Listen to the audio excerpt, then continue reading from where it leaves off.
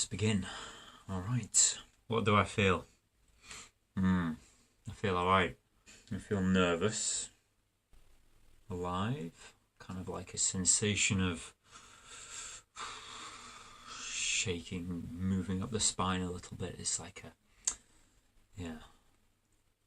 interesting feeling. It's hard, this, isn't it? Don't know what I'm really trying to say here. Okay, alright, let's start again. It's all fine, it's all good. We'll take it from the beginning. I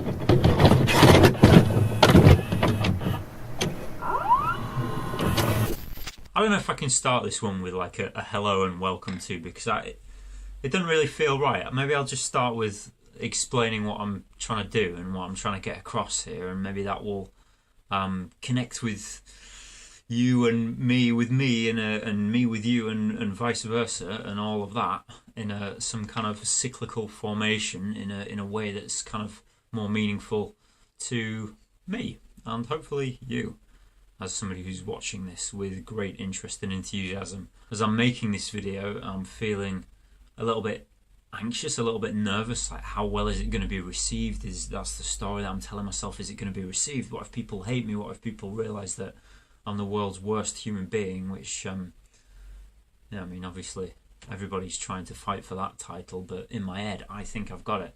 And what I want to do here is things exactly like this, is talk about what's being felt as it's being felt as I sit here on this giant bouncy ball. Don't worry about it, it's alright. Basically, what I wanted to do with these videos is create an alternative kind of media outlet called non-violent news. Why do I want to do non-violent news? Why does news not have to be violent? Violence is exciting, we love violence, yeah. I know that, I used to fight a lot.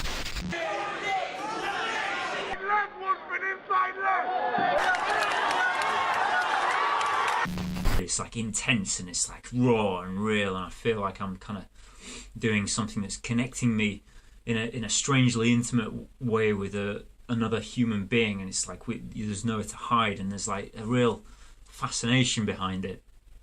But I'm noticing more and more how much violence stems from language, and this has been an intense study into non-violent communication and all the benefits that come when we start to change the semantic network that we process the world through. So what I wanted to do here is something a little bit, I don't know if you've seen any of Russell Brand's stuff with the Trues. Really, really great job on like this kind of alternative media thing. It's so important that we start to kind of report and look at things in a slightly different way and start to feel what's behind it.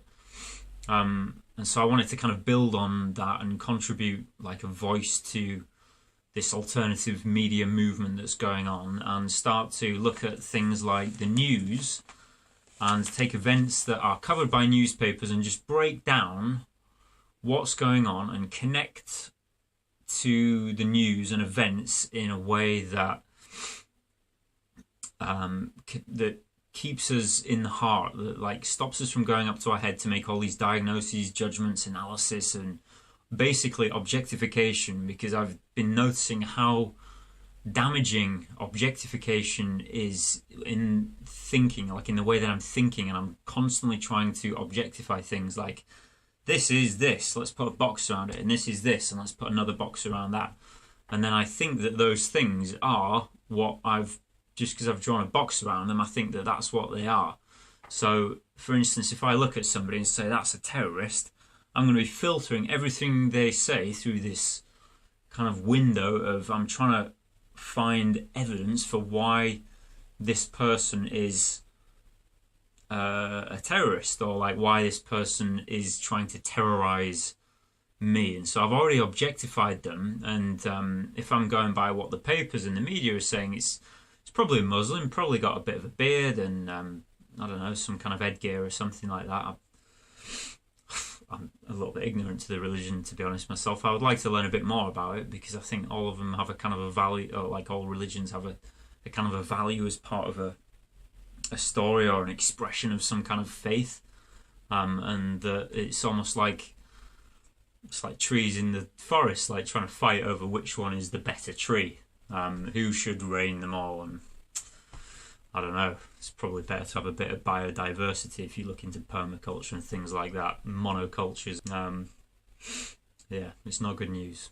But that's what I'm looking to do with this, is to look at things like the news and to go into the news to connect with the feelings that people might be feeling, the feelings that I'm feeling, and the needs that are driving those feelings. So if the need is being met, then I'll feel a certain thing. If the need is not being met, then I might feel a different thing. And if we start to analyze things in terms of whether it's meeting the life that's inside of us, the needs as being the life inside of us seeking expression, and we're starting to make heart-based judgments as to whether this is connecting with life and whether this is connecting with needs, then we start to relay and we start to retrain our semantic networks that we're processing the world through into a much more heart-based, forgiving, collective type experience, which